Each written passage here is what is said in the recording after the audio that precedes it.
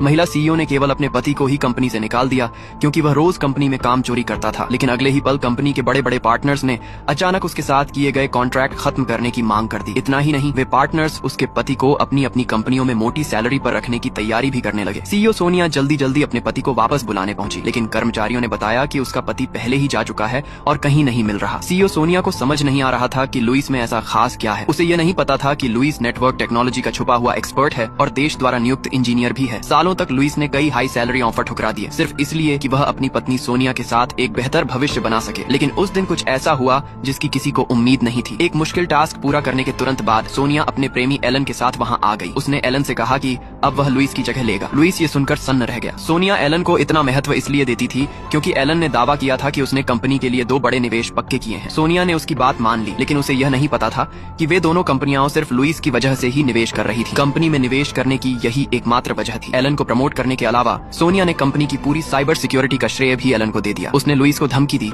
कि press conference में उसे एलन के योगदान को मानना होगा, वरना वह उससे तलाक ले लेगी। लुइस गुस्से और टूटे दिल के साथ वहां से चला गया। अगले दिन वह तलाक के कागज लेकर सोनिया के पास पहुंचा, लेकिन एलन के प्रभाव में आकर सोनिया ने बिना पढ़े ही उन पर साइन कर दिए। लुइस निराश होकर चला गया। अगले दिन प्रेस कॉन्फ्रेंस तय समय पर शुरू हुई।